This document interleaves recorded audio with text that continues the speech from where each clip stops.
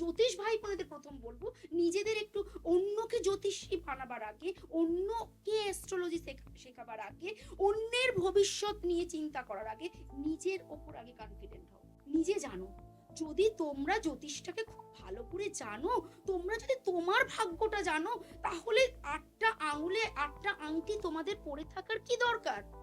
তারপর তোমরা কোন সাকসেস পেয়েছো? একজন অ্যাস্ট্রোলজার জানেন না যে শাস্ত্র বলছে 2টোর বেশি অধিক স্টোন আমরা একটা মানুষ একটা হাতে পড়তে পারি না।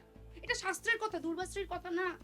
অথচ 8টা আঙুলে অর্থাৎ 9টা গ্রহের 8টি স্টোন তিনি পড়েই নিয়েছেন। তাহলে তুমি জ্যোতিষীর কাছে যাবে কেন? তুমি নিজেই একটা সোনার দোকানে গিয়ে একটা পলা, একটা পোকরাজ, একটা চুনি, একটা গোমেদ, একটা কেতুর ক্যাটসাই, 8টা স্টোন মানে 8টা গ্রহের পলা মুক্ত, অর্থাৎ এই 7টা গ্রহকে সন্তুষ্ট করার জন্য 7টা স্টোন কিনে, সেই তো জ্যোতিষীরা তোমাকে ঘুরিয়ে ফিরে 7টা স্টোনই বলবে। ইটস বেটার না ওই ফিসটা বাঁচিয়ে তুমি আরেকটা স্টোন কিনে নাও আর 7টা আঙুলে 7টা স্টোন পরে নাও, তোমার লাইফে কোনো প্রবলেম হবে না।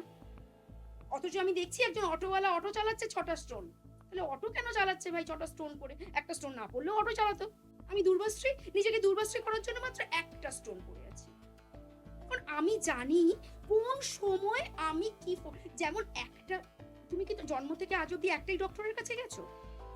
জানো তো, যখন যখন তোমার যে ডিজিজ হয়েছে সেই ডক্টরের কাছে যেতে হয়েছে, এবং ফর দ্য টাইম বিং সেই ওষুধটাই তোমার জন্য রেমেডি, এবং তুমি সেই রেমেডির পথে চলেছো।